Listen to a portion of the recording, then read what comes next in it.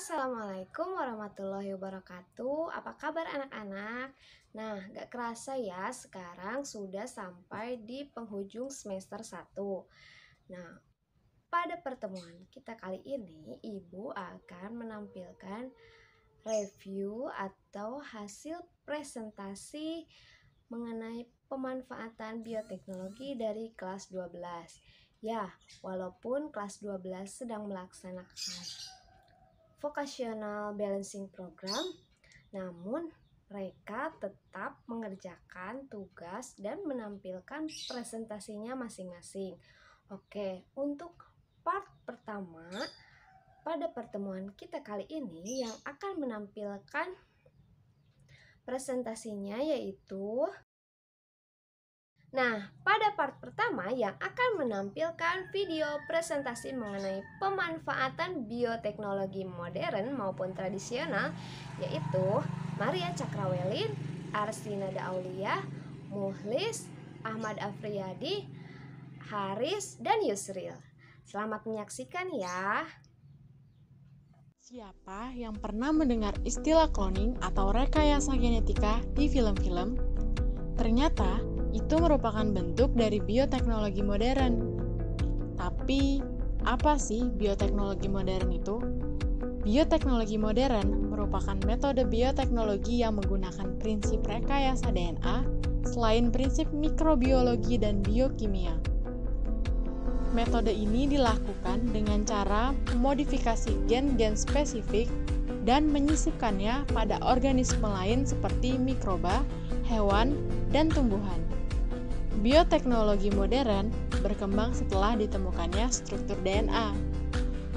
Bioteknologi modern punya beberapa ciri-ciri. Yang pertama, menggunakan teknologi yang lebih modern. Yang kedua, memanfaatkan prinsip rekayasa genetika. Yang ketiga, biaya yang relatif lebih mahal. Yang keempat, dapat menghasilkan sifat baru pada organisme. Apa aja sih produk hasil bioteknologi modern?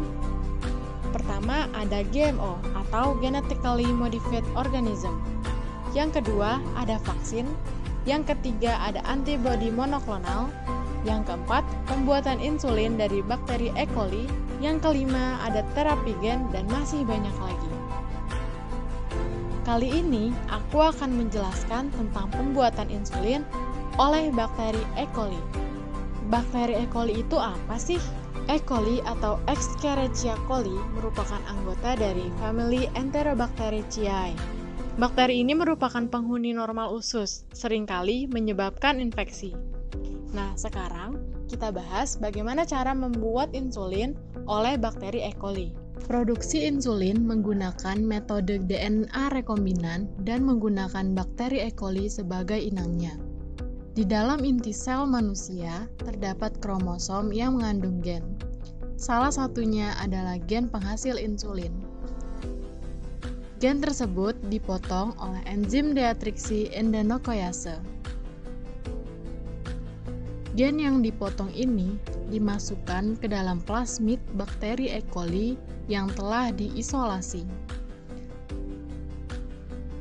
Jadi, plasmid harus dipotong sesuai gen insulin tadi. Pemotongannya dengan enzim retriksi.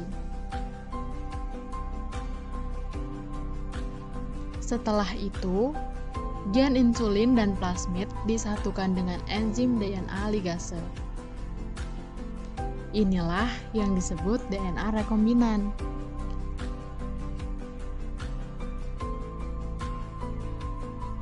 Plasmid yang sudah disisipkan gen dimasukkan kembali ke dalam tubuh bakteri.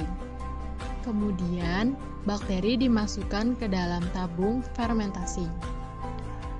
Bakteri didiamkan berkembang biak agar menghasilkan koloni bakteri yang memiliki DNA rekombinan dan dapat memproduksi insulin yang banyak.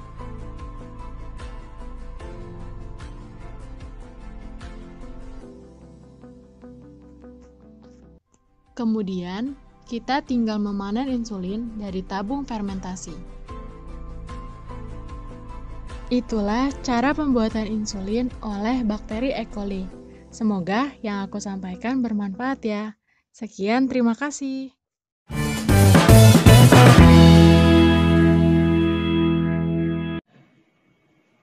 Halo semuanya, Assalamualaikum warahmatullahi wabarakatuh. Salam, Om Swastiastu, Nama Budaya, Salam Kebajikan, Salam Rahayu. Perkenalkan, nama saya Muhammad Muklis Setiawan. Di sini saya akan mempresentasikan tentang bioteknologi pembuatan tempe. Lanjut aja, kita masuk ke caranya. Nah, pembuatan tempe itu ada alur prosesnya. Alur prosesnya itu cukup panjang. Dari kita mencari bijinya sampai mengupasnya, lalu dibentuk, lalu jadi tempenya. Nah, tahap demi tahapnya saya akan jelaskan. Oke, lanjut. Nah, 1. Penyortiran. Penyortiran ini dibutuhkan untuk mencari biji yang berkualitas kedelainya ya. Biji kedelai maksudnya itu. Oke, next. Yang kedua, setelah kita melakukan penyortiran, kita lanjutkan dengan mencuci biji kedelainya. Oke, next. Lalu kemudian direbus selama 30 menit atau sampai setengah matang. Nah, ini gambarnya seperti di sampingnya. Oke, lalu kedelai yang sudah direbus direndam selama semalam hingga menghasilkan kondisi asam. Next. Keesokan harinya kulit kedelai dikupas. Nah, jadi kulit ari ininya kita kupasin ya. Oke, next. Setelah dikupas, keping kedelai dicuci sekali lagi dengan cara sama kayak seperti mencuci beras lah, contohnya gitu. Nah, lalu keping kedelai dimasukkan ke dalam dandang, lalu ditanak. Jadi kayak memasak nasi gitu kayak ditanak. Oke, next. Setelah matang, angkat lalu ditunggu sampai dingin, airnya menetes habis dan keping kedelai mengering. Jadi tunggu ya sampai dia benar-benar kering dan nggak ada air tersisa. Next. Nah, setelah itu pemberian ragi pada kedelai dicampur hingga merata. Ukurannya 1 kg kedelai menggunakan sekitar 1 gram ragi. Oke, next. Nah, setelah itu bungkus kedelai yang sudah tercampur rata dengan ragi menggunakan daun pisang. Boleh apa aja ya.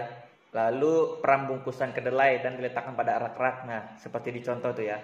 Jadi disimpan dengan rapi, ditata di peram semalaman ini.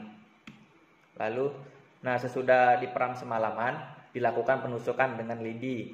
Tujuannya agar udara segar dapat masuk ke dalam bahan tempe. Nah, itu. Nah, setelah itu peram lagi semalaman. Keesokan harinya tempe yang dibuat telah jadi. Nah, dan siap dikonsumsi. Nah, seperti itu. Oke. Sekian, terima kasih dari saya, segitu saja. Wassalamualaikum warahmatullahi wabarakatuh. Dadah. Ciao. Halo semuanya, perkenalkan nama saya Muhammad Muklis Setiawan. Di sini saya akan mempresentasikan tentang bioteknologi pembuatan tempe. Nah, pembuatan tempe. Tempe.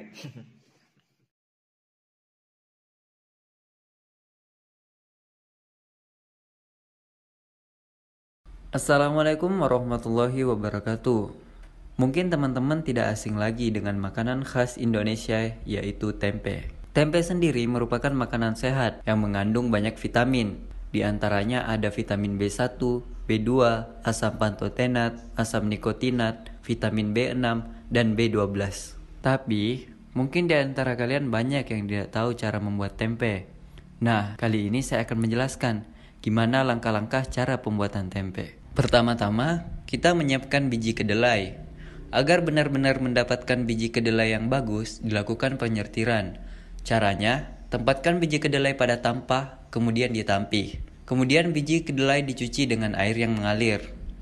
Biji kedelai yang sudah bersih dimasukkan ke dalam panci yang berisi air. Kemudian direbus selama 30 menit atau sampai mendekati setengah matang. Kedelai yang sudah direbus direndam selama semalaman hingga menghasilkan kondisi asam. Keesokan harinya, kulit arinya dikupas. Caranya, kedelai dimasukkan ke dalam air kemudian diremas-remas sambil dikuliti hingga akhirnya didapatkan kepingan-kepingan kedelai. Kepingan kedelai dicuci sekali lagi dengan cara yang sama seperti mencuci beras yang hendak ditanak. Kemudian, kepingan kedelai dimasukkan ke dalam dandan lalu ditanak, mirip seperti menanak nasi. Setelah matang, angkat, lalu dihamparkan tipis-tipis di atas tampah. Ditunggu sampai dingin, airnya menetes habis dan kepingan kedelainya mengering. Kemudian, proses selanjutnya adalah menambahkan ragi. Pemberian ragi pada kedelai dicampurkan sambil diaduk hingga merata. Ukurannya, 1 kg kedelai menggunakan sekitar 1 gram ragi. Selanjutnya, bungkus kedelai yang sudah bercampur rata dengan ragi menggunakan daun pisang atau plastik. Peram bungkusan kedelai. Bila pembungkusnya berupa plastik, pemeraman dilakukan di atas kajang-kajang bambu yang diletakkan pada rak-rak. Bila pembungkusannya berupa daun, pemeraman dilakukan pada keranjang bambu yang ditutupi goni. Setelah diperam semalaman, dilakukan penusukan dengan lidi. Tujuannya agar udara segar masuk ke dalam bahan tempe. Selanjutnya, peram lagi semalaman. Keesokan harinya, tempe yang dibuat telah jadi dan siap dikonsumsi. Mungkin itulah tadi cara pembuatan tempe. Mudah-mudahan mudah dimengerti. Kurang lebihnya mohon dimaafkan. Sekian dari saya dan selamat mencoba.